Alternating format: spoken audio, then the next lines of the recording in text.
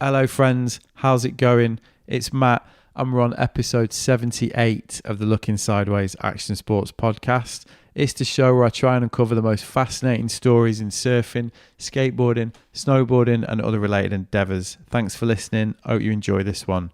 So this episode is part 2 of my special Huntington Beach omnibus, recording during my stay in town during my 3-week-long road trip around California. Now, why a HB Omnibus? Well, because my guests for the last episode and this have long associations with this legendary sideways town, so it seemed fitting to tie them both together. Last week, I welcomed Craig Peterson and Kevin Norton onto the show, and this week, I headed over to meet Herbie Fletcher. Now, the word legend is bandied around a lot these days, particularly in surfing, and particularly by me on this podcast, but there really is no other word big enough to capture both Herbie's personality and what he represents. As my friend and 2-time Looking Sideways podcast guest Jamie Brisick put it, in rock and roll we've got Iggy Pop and Mick Jagger, in surfing we've got Herbie Fletcher. He is that legendary. Why? Well, where do you start? There's the surfing, of course, which spans 5 decades in a career that's taken in every conceivable highlight of surfing history. Herbie's one of the great stylists, whether charging Hawaii as a kid in the mid-60s and even today on the occasions when he graces his favourite local breaks with his presence. Then there's his enduring relevance, whether it was that aforementioned apprenticeship in Hawaii, bringing back longboarding with the genius tagline, "The thrill is back" in the 70s, starting Astrodeck in the 80s, pioneering tow surfing, taking over the surf video market with Wave Warriors. Herbie's been at the cutting edge of every key development in surf history and has often been literally years ahead of his time. As my great friend and surf journalist Ben Mundy put it, he's a master of staying relevant, often with against-the-grain choices that turn out to be precursors for movements that go on to define individual eras of surfing. Then there's the fact that Herbie's the patriarch of the board riding dynasty, father to Christian and Nathan, grandfather to Grayson, and married to the equally legendary Dibby, herself a member of the great Hoffman family and surf royalty in her own right. So as you might imagine, myself and Owen Tozer were gripped with a mixture of excitement and apprehension as we headed to the Astrodeck HQ for our audience with Herbie. And what an occasion it was, and what a treasure trove of an environment that is, piled high with memorabilia from his entire career. Includes artwork absolutely everywhere, a lifetime of boards. It really has to be seen to be believed. The other thing is if his status as a surfing legend isn't enough, Herbie's also a renowned artist who's had exhibitions around the world, who works across every conceivable medium. He counts Julian Schnabel as a close friend and surfing buddy, and at the time of my visit was prepping for a forthcoming exhibition at the Gagosian. Yep, he's the real deal. The chance to hear Herbie's story from the man himself was a real pinch yourself moment and a true highlight of our trip around California.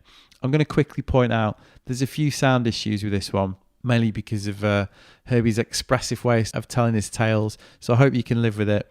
But yeah, without further ado, here it is, me and Herbie Fletcher, Dynasty. Enjoy.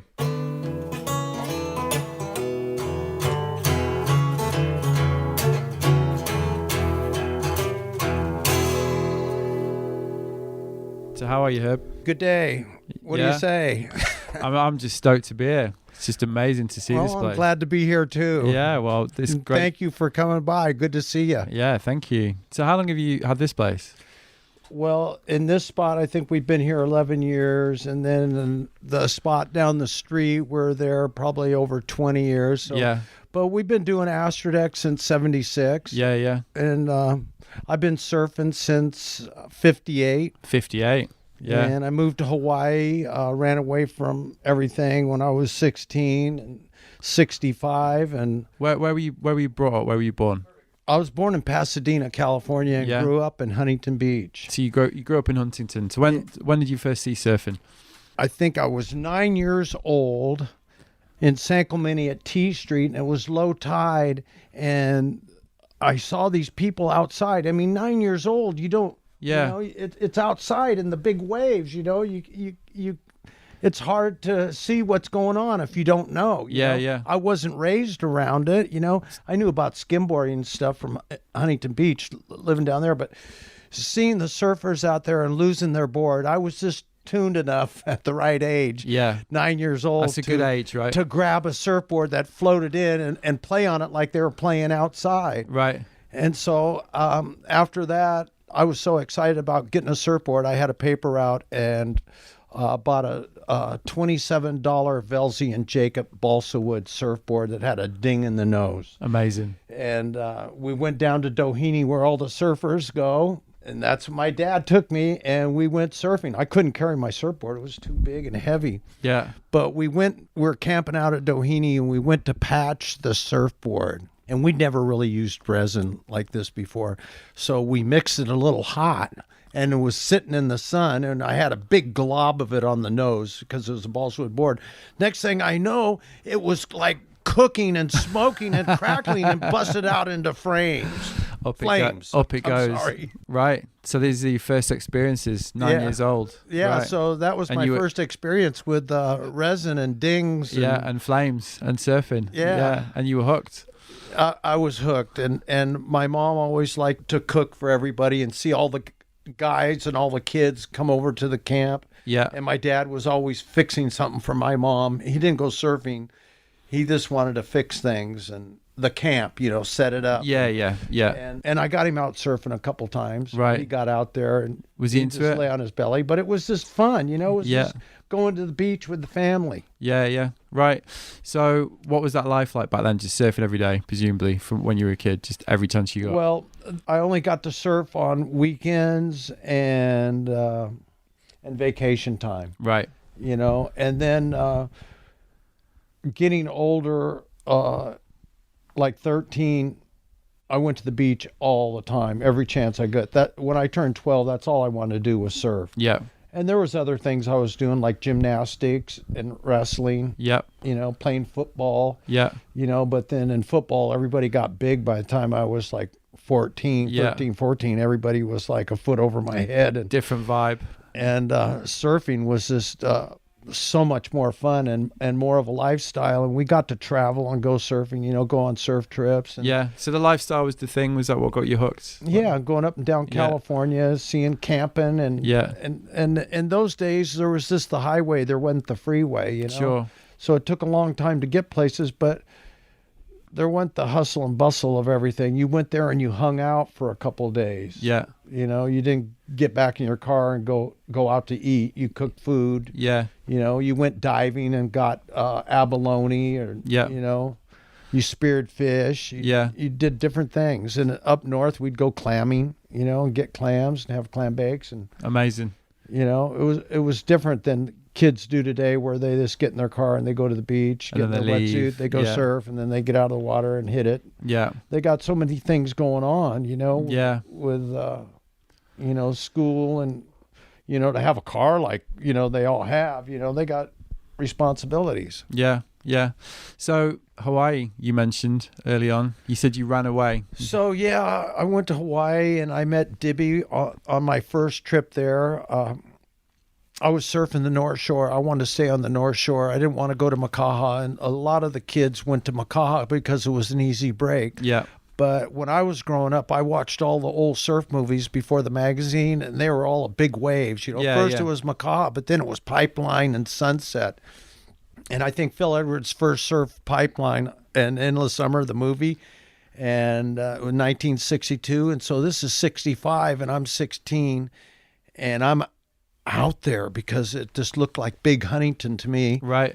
And but it was a lot heavier, I tell you. I got some good rides, and I just had a hot dog board, of Phil Edwards, who was at the time the greatest surfer in the world, in my opinion. Yeah. But he had a lot of style, and he could tell me what the boards did, and they were harder to turn. And that meant you had to have power to turn them. Yeah. And so you had to develop that. But if you had the power, it had the juice. Yeah. Yeah. And so you could turn them. Yeah. And go fast down the line and make waves. Yeah. And what was the culture like then? Because presumably this is what year are we talking now? Well, that was 65. Yeah. So you're talking there was nobody on the North Shore really to speak of. They came there for 2 weeks, but mainly in those days they stayed in Makaha, and part of them stayed at all the surfers. Yeah. Because there was the big Makaha contest. So I always stayed on the North Shore. I lived in the bushes on the beach at sunset. And now it's full of people. They call them homeless. Yeah. Right. But I hung out there. I thought it was beautiful, it was beautiful weather and, going surfing out every day, all day, eating coconuts. And then finally we bought Dewey Weber's Cadillac car, 4 of us, for $100. And, we'd trade off in the back seat. Every night somebody else would get it, and we'd park next to another vacant car. And so there was 4 of us, so we'd sleep in 2 cars, front seat, back seat. Yeah. And then we had a place, we could go to town or whatever. Yeah. But then it ran out of brakes. And that was... That's not going to help. Boy, and we went to town to see a surf movie. Went to Kailua, but we went to town first, and I was with David Nuiva, and David Nuiva was driving, and he liked town. So we drive to town, no brakes. I don't know how we did it. But then we drive over the mountain and down the hill to Kailua, from Waikiki and Honolulu, up over the hill and then down. And we were hauling ass by the time we got down to that hill, bottom of that hill, and we was going right through Kailua. I don't even know how we stopped, man. We were using the emergency brake, putting it in low gear, and finally we stopped and we did it. We made it. Yeah, you made it. I mean, unbelievable things you do when you're a kid. Yeah. You're just out there. So is this like because you're talking like full counterculture kind of psychedelic era, right? At this time, like mid 60s. Well, that was sort of the start of it. Yeah. The beginning of it. Yeah. There was more of it. Yeah. It was getting and people started taking it, and Timothy Leary moved to California. Yeah. LSD's around. Yeah, and it was a big deal. The Brotherhood of Eternal Love was a big part of the influence. And it was a beach culture too, but an inland and a society, people were writing about it, trying to figure everything out. Yeah. But it wasn't like taking just a regular drug. Yeah. And a lot of people experienced and had beautiful experiences. And after they went through their ego loss and everything, they going to the beach was great, beautiful nature. Yeah. So the two, it's all combining the cultures. You've got the surf culture, you've got the counterculture. It's all a melting pot at this point. So how did it develop in Hawaii for you, like the surf scene and your life there? How long were you there from this point? I owned a house with Jerry Lopez for probably 20 years at the Pipeline. Before that, it was Pupakea, and I got friends everywhere. Yeah. Yeah. And so, but my son Nathan lives there at Waimea, so I go see him and hang out and get to play with the kids and go surfing with Nathan, and that's so beautiful. Yeah, amazing. Well, the family... and he knows all the people there. He grew up surfing there, like, since he's been a little kid. So, just hanging out. He knows all the old guys from 90. I don't know how old Peter Cole is, but he's damn close to 90. Down to the little kids that are 4 years old and all his son's friends. Yeah. There's a total community over there, which is really cool. And they're riding outside reefs and riding all kinds of places and spots that never been ridden, and developing new surfing, new surfboards, and pushing the limits. And that's what I like to see. Yeah. And that's where the LSD helped out, because you could visualize and see things that you couldn't see before. Yeah. And you did things. And that's how the minigun came about. That's how surfing backdoor and off the wall came about. Right. Is dreaming about new ways to do stuff. Yeah. So it kind of helped open a few doors, like the kind of surrealist... doors that you didn't even know that were there. The doors of perception, the surrealist influence. Right. But also, because you're talking about that, but you've pioneered a lot in Hawaii, right? So you pioneered a lot of tow-in surfing in Hawaii over the years, right? I created the tow-in. Yeah. And, this is what I thought. But on a personal watercraft, like a jet ski. Yeah. That's what I created. Now, other people towed in, like Duke Hanamoko, and all those old surf movies and stuff. He towed in on a surfboard. It was just a big thing on an outboard motor in Waikiki on a small wave. It was like going, freeboarding or something. So I used to sit at Honolulu Bay and watch Perfect Surf. with nobody there because it was like 1966 and there was 8 surfers on the island and 1 stoplight. Wow. And I turned 18 at the time and had to sign up for the draft and all that. And this is 1967, the winter of. And signed up for the draft, but then I'd go surfing in the morning out to Honolulu Bay and nobody would show up until like 3 o'clock because everybody worked, and there was only 8 surfers on the island. Yeah. So I'd surf all by myself, all alone, and I'd sit on the rocks in no shade and I lay there and just perfect surf going by, not ridden. And I'm just going, God, I wish I had a hydrofoil or something. I could just keep on riding waves. It's so glassy. I never thought of a crowd. Right. Never thought of a crowd. Yeah, yeah.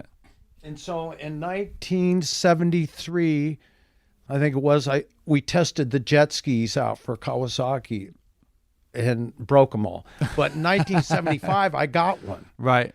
And by 1976, Christian was 6 and he was winning the San Onofre Surf Contest. And I was towing his ass around Pochi, this small little things. Yeah, yeah. But I wanted to get it to Hawaii, ride those outside reefs. Yeah. And so finally, I think in 81, I got it to Hawaii. And, I was riding with all the sailboarders because they were the only ones really riding big waves then and outside reefs because they had the power with the wind. Yeah. And so I'd go out with them and we'd ride outside reefs. So anyway, I was trying to talk to all the big wave riders. Right. And won't mention any names, but I tried to drag them out, and they thought I was crazy. Right. And I go, hey, it's perfect outside. I just rode 100 waves at outside logs. Yeah. I mean, you don't even realize what's going on out there. Right, right. It's a perfect wave. Yeah. And none of them wanted to do it. And then finally, Christian and Nathan and Johnny Boy, on one small day, they towed in. This is still when there were single fins. Yeah, sure. Yeah. This is probably 83 or something like that. So one day it was really big and I was out riding and I was just having a blast and nobody could go. It was capping on the 3rd reef and second reef was popping and I was just having a blast. And I went through a tank of gas and then people started paddling out because they saw me having so much fun and everything. Saw it. Yeah, yeah. And they thought I could rescue, right? So I went in and got my tow rope and I tied it on and I went out in the lineup, and then I sat there and I started swinging it around like a lasso and I threw it to Martin Potts and he grabbed it and he had a big old smile. So he got the first tow in a big wave. That was how it happened. He rode a couple waves and he got pounded on the inside. And Kong from Australia, Gary Elkerton, he did it. And then Tommy Carroll did it. I was beat by that time. And so anyway, Mike Stewart, he wanted me to tow him in so bad on the outside reefs. And I go, hey, Mike, I can't do it. But, I respected Mike. He was the heaviest tube rider. He blew my mind, and I really wanted to tow him, but I just didn't have the energy. And I'm sorry for that, Michael. But, I'm sure you're he forgives badass, and that's why I put you in the Wave Warriors bodyboarding because you were the heaviest tube rider. Yeah. Yeah. Right. So when you see how that scene's developed now? How does that look to you? Like the tow-in culture over there? Oh, I think it's great. The tow-in is just incredible because you can catch waves that you can't catch. Yeah. And you can explore all kinds of places that haven't been explored, and you can rescue people heavy. And I helped out getting Brian Kailana and Terry Ohui and all those guys and the military, and all of them watched me, but I got the lifeguards over there, the Water Patrol, sponsored by Yamaha, and they were calling me up saying, oh, I saved this guy's life, and, that's pretty rad. Yeah, yeah. And so now water safety is, they're riding bigger waves, doing more radical things, introduce the life vest to them. Yeah, so you've helped to develop it. Yeah, and everybody laughed at me, and now look at them. Yeah, yeah. Now they got all kinds of things. So, yeah, it was at the forefront of things, and I'm really stoked to be a part of it. Yeah, right. Yeah. I mean, I kind of knew that you'd been there at the start, but it's great to hear the actual story, like of where it came from. Yeah, and now, rescue is like really heavy when the when they have airplane crashes and stuff, they send jet skis and lifeguards out there. So you mentioned Dibby. You mentioned you met Dibby. I met Dibby looking for my surfboard at Makaha that Corky Carroll left with Dibby's sister, who was world champion at the time, and we were both on the Hobie surf team. Yeah. So Corky on the Hobie surf team ran the team. Yeah. Left it at her apartment, and somebody told me that, and so I was looking for Joyce. I think Corky told me he left it over there.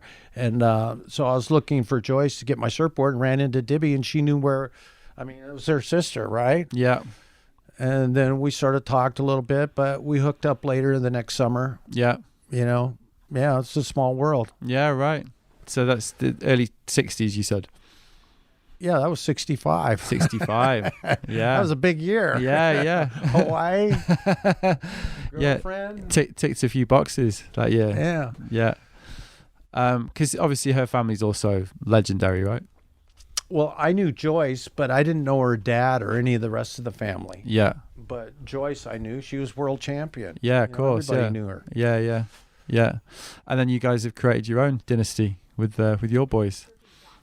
Well, Dibby is a beach girl, and she's always been a beach chick, and she knew what was going on, and she always made our clothes, my trunks, you know, her bikinis, whatever. She made it. She was really crafty, and you know, we took care of things, you know. Yeah. As so when we had kids, you know, I went to work and did everything, you know, making surfboards and doing stuff like that. But I made sure the kids had the right equipment. Yeah. And she took them to the beach, and she took them to her mom's house, but she took them to surf spots, you know, that they could surf, which was unusual. But she knew all the surf spots, and she went surfing with her dad since she's been 3 to Trestles. That's longer than I have been going to Trestles. So, you know, all the great surfers of all time would come over to her house and hang out. Yeah. You know, when she was like a little girl. So she knew everybody. Because of her dad. Yeah, yeah, yeah. And then her dad turned his one daughter into the world champion. You know, she worked at it, she trained, and she surfed every day, and she wanted to be world champion. She got it. She did it. Yeah. She did it. She's still surfing. I just made her a surfboard. Oh, you did? What'd you make her? Something like I ride. Yeah. What are you riding at the minute? Well, this was a 9-foot square nose hot dog board. Okay. More of a nose rider. Yeah, yeah. Is that what you're mainly surfing then at the minute? Yeah. When I came back from Hawaii, in California, I was looking for surf, couldn't find any, right? Compared to Hawaii. Yeah, but I always had a longboard in my quiver because, you know, in Hawaii it gets small too.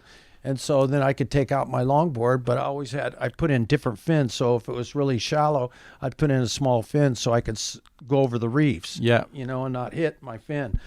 So over here, I just rode a longboard unless there was a good sized swell. Yeah. And then I ride shortboard because I wanted to have fun. Yeah. And so I created longboards again, and I called it the Thrill Is Back campaign. Well, this is what I was going to ask you about, because at the time it was, you know, it was like kind of ahead of its time, right? You know, to do that. Well, what happened was, I'll tell you exactly what happened. In 1967, we started making smaller boards. Yeah. You know, the trend was getting smaller. Yeah. And it was a movement. Yeah. Right? And so we went to Hawaii and we made miniguns. Yeah. There was a movement. And Gary Chapman, who lived with me, or I lived with him, we're roommates, he was pushing the limit with Brewer, Dick Brewer, the shaper. But Gary would always get a board about 6 or 9 inches shorter than me. But I'd be paddling around catching more waves. And if you're not catching waves, you're not surfing. So that was my theory. And I went down slower, but we discovered back door and we started making miniguns. Yeah. While everybody else was like in their world, whatever, with fat tails, riding smaller fat waves like in Australia or California, you know. They got into the twin fin and everything like that, the wide tails for cutbacks and stuff. And we were dropping in and pulling in the tube, and that's what we wanted to do. And so that was the movement. And then everybody wanted shortboards, and it was not cool to have a longboard. Yeah, it was like, oh wow, there goes, looks like an old time surfer, or something like that, right? But when I moved to California, everybody went to college. They came back, and it was shortboards. Yeah. Nobody could surf, right? They were just on shortboards. Guys coming back from school, from college. Yeah. Or they went and had a family, and then they couldn't surf, you know? And they wanted to surf with their kids. They were getting older. And so I just started making longboards. I go, the thrill is back, man. Let's have some fun. They didn't even have blanks for longboards. Yeah. I had to create a plug for it so they could make blanks at Clark Foam. But it was really great because people would come in from all over the world and order longboards. I advertised in the magazine. Nobody wanted to make them. They go, oh, we don't make longboards. And I could tell you a lot of names, too, that think they're cool, that make longboards now, that think they're cool, but, Keep it discreet. Yeah. You'll see them all out there. Yeah. It's so funny because it hasn't changed, has it? But it was really great because, got everybody, families together. Yeah.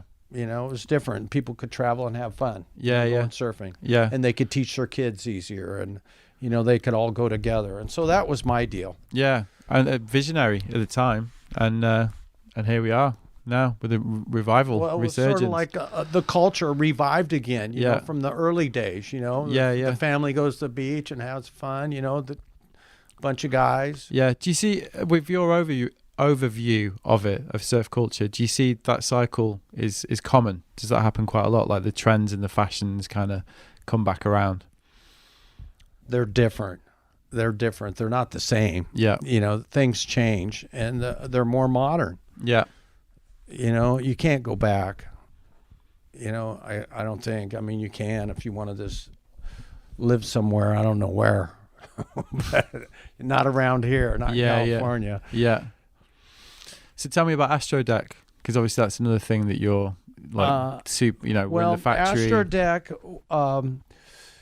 when we were young, like in the early 60s, 50s, mid 60s, they didn't have any real traction. It was like candle wax called paraffin. And so you'd buy the paraffin that you made candles with and wax your board. A hot wax job, you'd melt it, and put it on, with a rag or something, or drip a candle on it, or you just didn't have the traction. And performance starts with traction, which equals Astrodeck. So we're always trying to come up with something better than wax. Mike Doyle, he created wax research and started putting like beeswax in regular wax and some other chemicals to soften the wax up so you could rub it on your board. And my theory was a non-skid, that you could put on your board. So I had a small, thin piece of urethane. I'd lay it out and I'd salt it and sand it, and so it was like a rock salt finish. That's how we first started it. And then I started making this foam stuff and cutting it and with grooves, because I saw surfing going into the air in hard maneuvers. Like, I saw surfing coming from my father-in-law's era, where you just stayed on the tail and trimmed this to make the wave. You didn't do maneuvers. You stood there and trimmed, stay in the curl. Well, then with the shortboard, is stay in the tube, and then it's all the cutbacks and all the movement. And the older guys thought the kids just ruin the waves, with all the turns and everything. They just destroy them. I go, right, we murdered the waves. Yeah, I started seeing, in my mind, I saw skateboarding on the water. And so I was working with my son, Christian, and my other son, Nathan. They were like the little test pilots, and I'm their dad, right? They believe me. And so I'd make them all kinds of little things to put on their surfboards, because I took them to the skate park as well. Yeah. And so Christian, he would just test them out, and I'd make him hooks, so he could just hop, and pull little airs.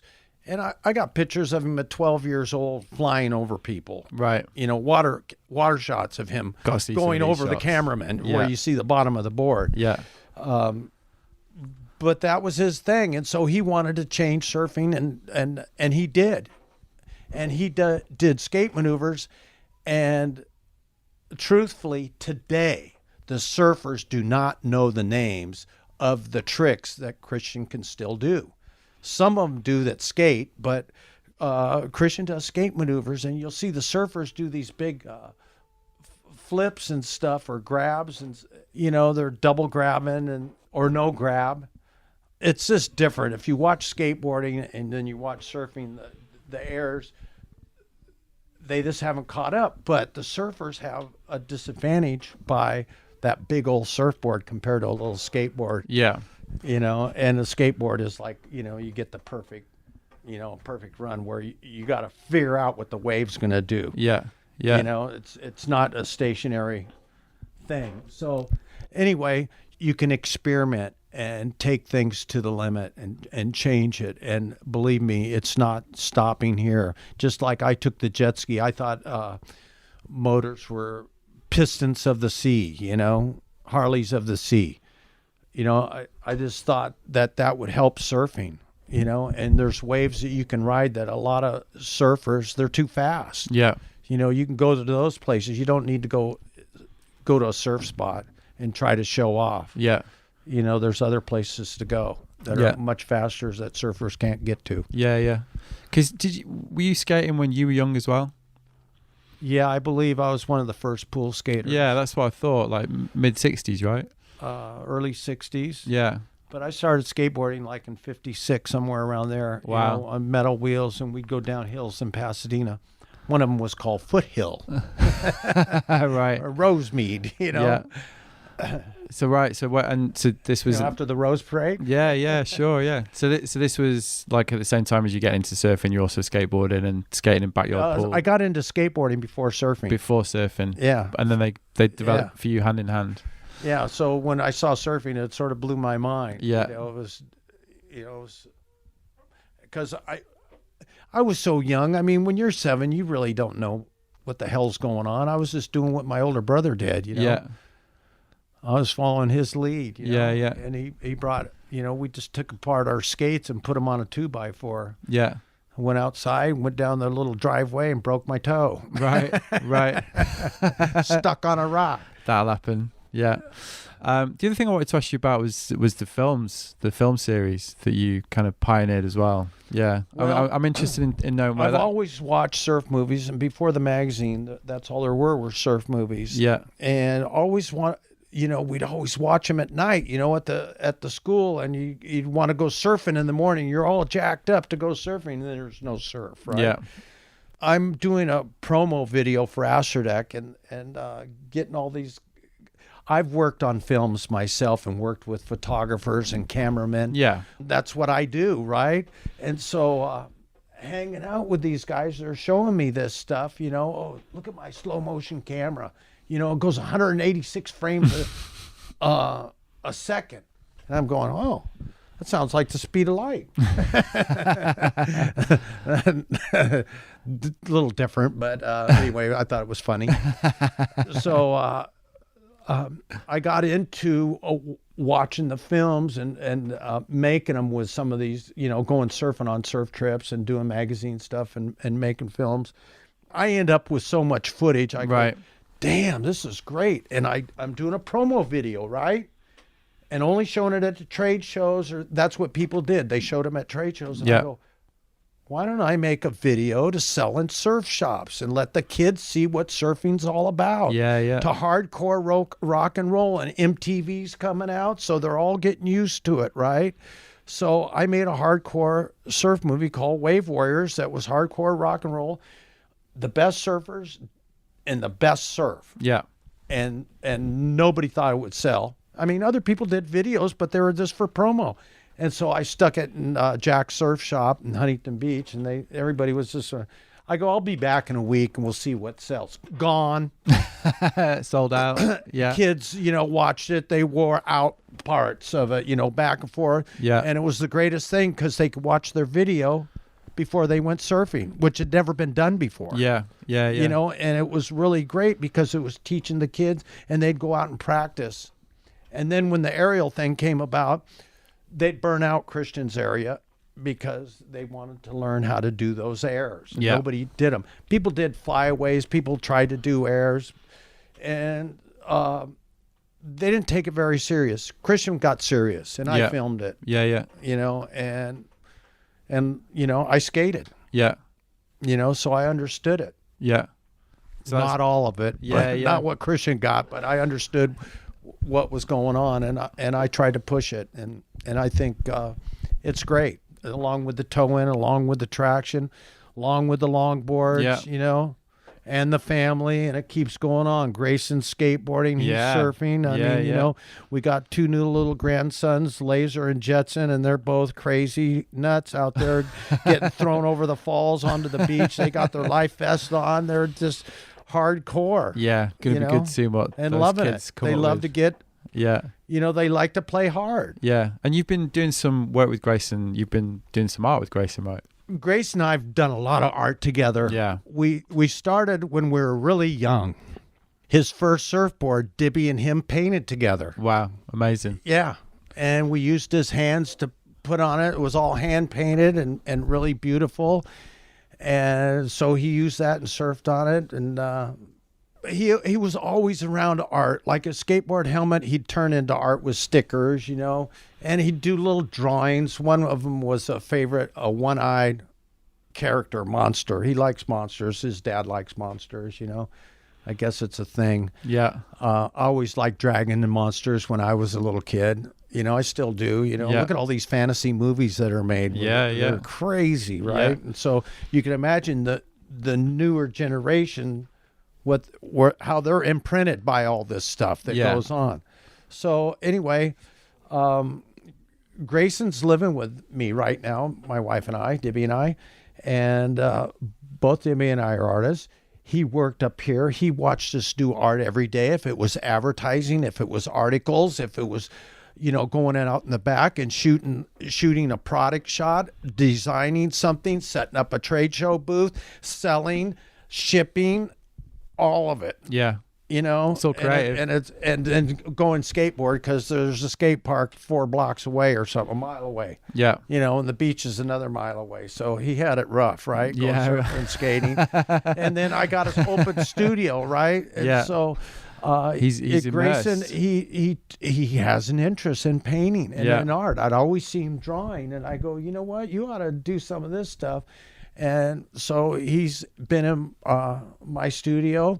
And I go, you know what? Your studio's everywhere you are. You can do it anywhere. Yeah. It doesn't matter where you are. You can do it in the alley. Look at the graffiti artists. You don't have to do the graffiti and destroy stuff, but, you know, it doesn't matter. You could do it in the alley if you want. If you get inspired, you know, and you're traveling somewhere. And I've done that. I've done it with Christian. I mean, Nathan does stuff on a, you know, he'll just be walking somewhere and he'll stop and do some art and then walk on, you know, just leave the piece of art there. He won't hurt anybody's property. But he'll make a little sculpture or something, just screwing around, you know. Which I think's cool, and then leave it. That's what's really cool. I mean, to walk away from it. But Grayson has some talent, and he sees things differently, and so he has everything laid out and stuff to play with, and so he's learning about it, experiencing it, seeing how things, you know, how the paint, what it does. And then you show him different techniques and try not to get hung up on whatever you're doing. You know, and which can be difficult, right? It can be to let go and just let it be. Yeah, exactly. To give yourself permission. Or you try to make it into something it's not. Yeah, exactly. So you've always painted your whole life? Pretty much, yeah. When I was a kid, I used to do oils, and I'd get frustrated because it wouldn't dry, so I could paint over it. Right. So I've studied a lot of art and different masters, and all kinds of new contemporary artists, and I paint with Julian Schnabel quite often. And he's given me a lot of techniques and taught me how to see different things and colors, and he's really smart about everything he does from beginning to finish, and he's tried to teach me all of what he knows pretty much. And the same with me with surfing. It's, he comes from an art background, but we've known each other 50 years. Yeah. And I'm a surfer. And so we've sort of, go on surf trips and do art. And we go surfing, and, I put him in the lineup. He catches waves. And yeah.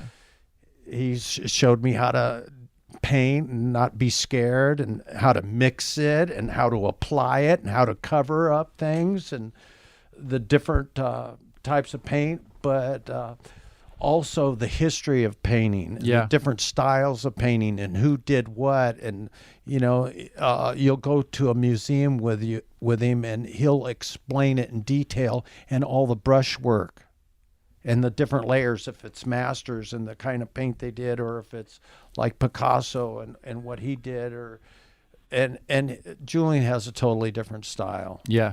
Yeah. So what are you working on right now? Have you got any shows coming up? I'm doing, Dibby just did a family book.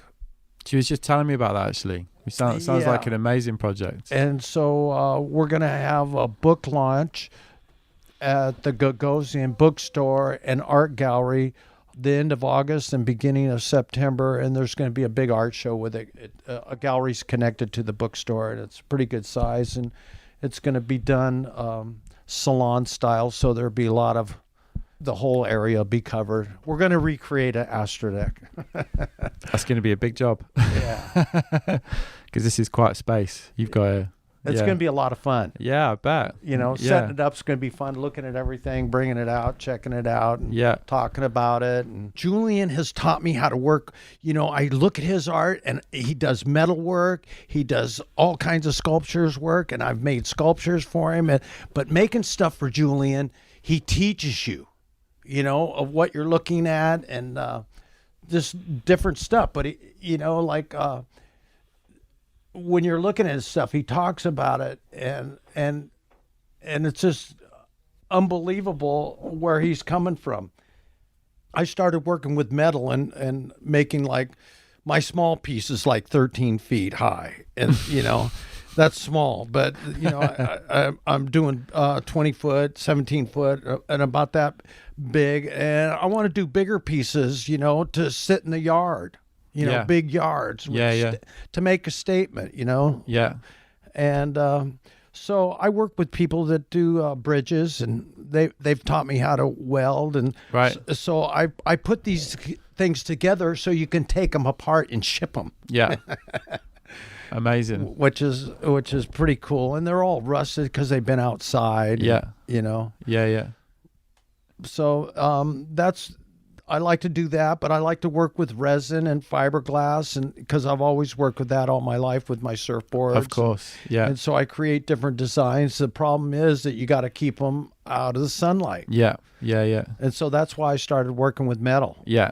Which makes was sense. Different. But then I paint. I do a lot of oil paints, but I'm a collector of all kinds of things. Yeah. Like, I like to collect. I see art in it. Yeah. Like we're having a luau in Hawaii, and they're cooking the taro root, which is their root to the earth. Yeah. Right? And so they have some other things, but they put it in gunny sack, burlap, right? You got some pieces out here. With the banana leaves, right? And the kahuna blesses it and says a prayer and throws some salt and some water, and so I asked them if I could have the gunny sacks that they put the root in to cook it, because it was all stained, and I'm looking at it as beautiful. Amazing. And they're going, "What do you want this stuff for?" I go, I think it's really beautiful. I want to do some art out of it. And so they'd only give me the good pieces. They wouldn't give me the stuff with the holes and stuff. But anyway, I took them and I painted on them, and I put other objects on them, and it's just a different a different medium. Yeah. But yeah, I learned that from Julian, or it was a big influence on me. Yeah. And Rauschenberg, and Sigmar Polka, and there's a few others. You know. Warhol's a big name. Yeah. I've heard of him, I think. Yeah. Yeah. So we did that with a burlap, and then I was there at the skate park, and what we were doing at the skate park is it was a torn down building of some sort. It had bars in it and stuff. I think it was like for cows or something, or grain, or it had something to do with the cows, I think, because there's cows around there. Yeah. And so everything's gutted out of it, and all it has is walls. And so my friends built the walls into like a skate park. They just filled it in with dirt, and then put cement over it, with some rebar and big chunks of cement or whatever they could use to make that solid, not break up. So they did all the corners. So they made a big hip with a tunnel underneath it. Wow. Okay. And so I helped them pay for that and got it going. And then they had copening. And then there was another guy who started this thing. And he's always coming in and making monsters and sticking them on the wall, or rocks. So you can't slide something, or you got to be really good to do it. Yeah. So it's really a beautiful place. It's called Sheepside. So everybody's tearing things down in the back. There's all this tin. And so I'm looking at it going, wow, this stuff has character. It's been here over 50 years. It's rusted out. It's ripped apart. It's really screwed up stuff, but it's really beautiful because it's oxidized. It's painted and paint's peeled off of it. Yeah. I go, you can't make this stuff, right? And so I started putting it together and re-erected it. What's the word? Reconstructed it, maybe. Yeah, reconstructed. Resurrection. That's what it is. It's resurrection. So also I found a place down at the sugar mill, the old sugar mill there, because they quit with the sugar. Sugar cane. And so they closed down the plant, and so there was stuff there too that I got. Yeah. A lot of tin. Yeah. And I've looked at tin for a long time, the corrugated, and it's really beautiful. So I put pieces of that together. And it's really a cool looking piece. Amazing. So I collect things. Yeah, and you turn it. Put them together. Yeah, and you turn it into something new. Yeah. Like the surfboards. I did the Wall of Disaster with all the broken skateboards from guys, and I put them in different ways so they pop out from the wall to give them a big depth. Or, I like to have things come off the wall a little bit because it's really powerful. It's not just flat. It's not static. Yeah. And so these skateboards are all broken, from tricks, and scratched and scraped up on the street. It's real street art. Yeah. I got one more question for you, if that's all right. Go for it. So when you look at surfing today, what do you see? Well, it depends where you look, but I like to look at backdoor and off the wall and pipeline, and because it's real close and right in front of your face, and you can see everything. And if you have binoculars, you can really see it. But I like to film it. Yeah. And I like to look at it, afterwards and analyze it. And I really like to put the movies on super slow motion so you can see every little sparkling drop of water. And then you can see what they're doing and their facial expressions and their arms moving and everything. And I like to watch shortboarding, Yeah. I like to, because it's so fast and so, technical, and they take off underneath the lip and they stand up in the tube. And they always go, why are you always going the wrong way? And I go, well, because I'm on a longboard and I fade to where you take off. And so I can really pull off a hard, powerful turn. And so I like watching good longboarding too. On good waves, but even on, Malibu's insane to watch. Yeah. Really good surfers. I like to watch good surfers no matter what they're riding. Yeah. Yeah. Amazing. Owen's going to make an appearance. Apart from your boys, who do you think's making moves in surfing and is interesting to watch?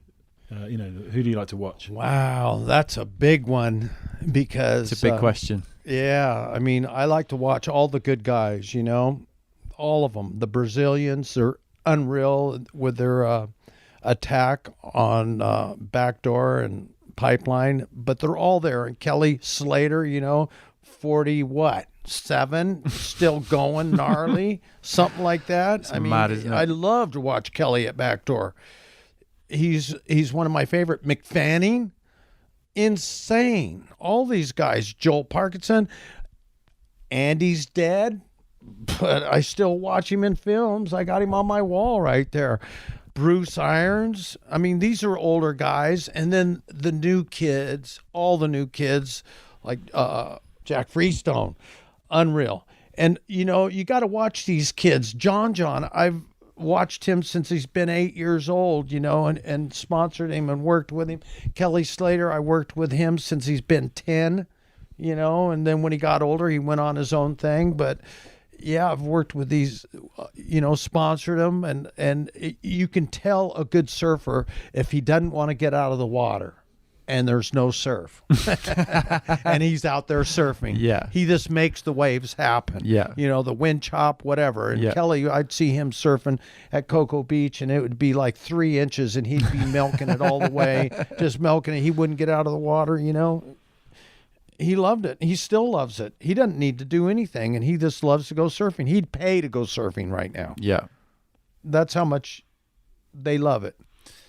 And then the big wave stuff, all these big wave. I love to watch the big wave riders, all of them, ride these giant waves. Of course, Nathan's, my favorite because he's my son and he rode that's the quite a shot. gnarliest wave known to man. Quite a shot you've got on the wall. Right there. And I mean, there's bigger waves, but they're anything thick and gnarly like that.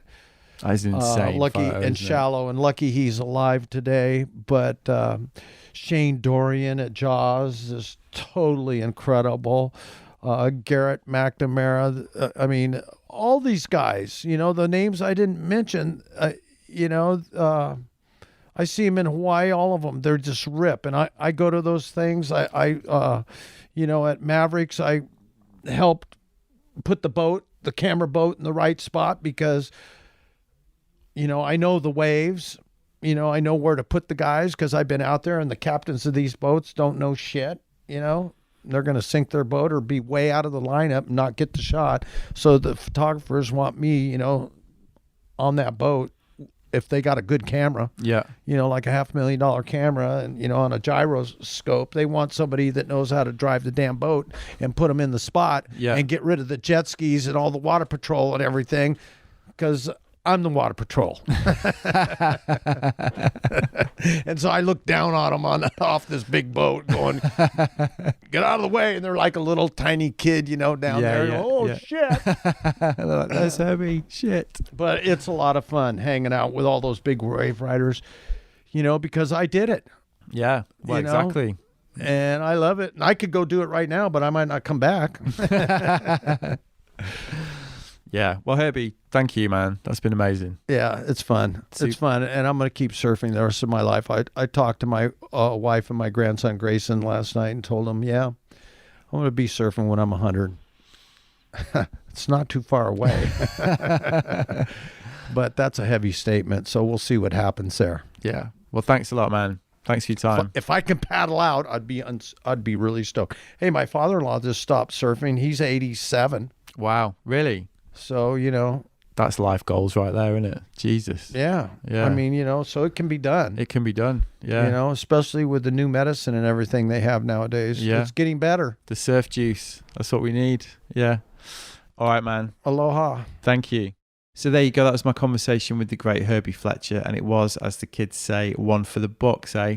Now, once the interview wrapped, we were lucky enough to spend a good couple of hours with Herbie, watching him work as he put together a painting for one of his friends and hearing endless stories about his life in surfing. The man is a true legend, and the whole experience was basically a total honour. We were greatly privileged to be welcomed into that environment by the Fletchers. I must especially thank the formidable Dibby, matriarch of the family, who'd warrant an episode of the podcast herself, who was endlessly accommodating in the lead up to the interview, fielding all my questions with grace and savage good humour. One for the next California mission, perhaps. What do you reckon, Dibby? Huge thanks to everybody who's been in touch with feedback on the Peterson and Norton episode, by the way. As expected, the response has been absolutely massive to this endlessly romantic tale. And incidentally, if you'd like to see some of Craig's amazing shots, I've collected them in a highlight on my Instagram page. If you head to @WeLookSideways, click the episode 77 highlight, you'll find a gallery of some of the most influential shots in surf history. Be warned though, you might find yourself quitting your job or at least booking a flight to somewhere exotic. So that was my Huntington Beach omnibus. Big thanks to everybody who helped me and Tozer on that leg of our trip. Our friends at Surf City USA, particularly Jennifer Tong, Gail at Black Diamond PR, Sam at Hertz, Nikki at the Blue Gold, the Kimpton Shore Break, and of course our mate Don Brown, who got us absolutely leathered on our last night. Nice one, Don. Anyway, I'm back next episode with a good one.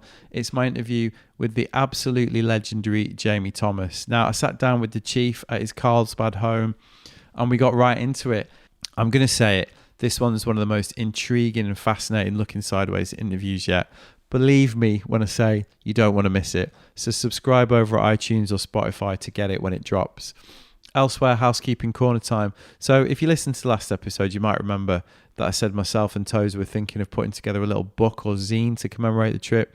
Well, funnily enough, I've actually been approached by somebody about doing an actual real looking sideways book, you know, like you can buy on Amazon or in Waterstones and all that. And I've actually been lucky enough to write a few books over the years.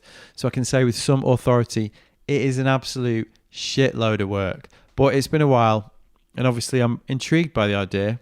I've got a few ideas for formats, but I'd love to hear what you lot think, the great looking sideways listening public, assuming that you do something as retro and 20th century as read books, that is, and your brain hasn't been completely scrambled by the internet. But yeah, let me know what you reckon. You can message me on Insta over at We Look Sideways or drop me a line at podcast@wearelookingsideways.com. Love to know what you think. So as you might have noticed, if you do follow me over on Instagram, I recorded a shitload of episodes when I was in the States. I think it's 18. Proper backlog. Ahoy. So I'm going to try and up the frequency to twice a week if I can. Yeah, I mean, I've not asked this for a while. I'm going to say I'd really appreciate some help from everybody enjoying the show in helping me to spread the word on these episodes and supporting the show in any way you can. I think from some of the emails that I've been getting recently, I've obviously been doing a really good job of making it seem like I'm A, rich, or B, financed in some way to put this out there, when the fact is that neither of those things are true. I've basically created this thing completely off my own back, using my own cash and street smarts where I can to get it out there. There's a big old audience of people enjoying it each week from what I can tell. And what's even nicer is that people seem to feel a real affinity for the show and an increasing familiarity with me, which is quite comedy and much appreciated. It's all really nice, but it'd be even nicer if this is you that I'm describing, who is a regular listener and who loves the show, if you could just help me push it. You can share, you can review, or you could even, gasp, buy some merchandise. It really does help keep this thing on the road. It's also a really nice morale booster, to be honest, because it's a fucking mission putting this thing together. And every time I do get a little bit of kickback, even something like an email or a review or the odd merch sale, it does actually mean quite a lot. So there you go. That's enough for this week. That's enough begging from me. Hope you enjoyed my interview with Herbie. I'll be back next week with Jamie Thomas. Have a good one.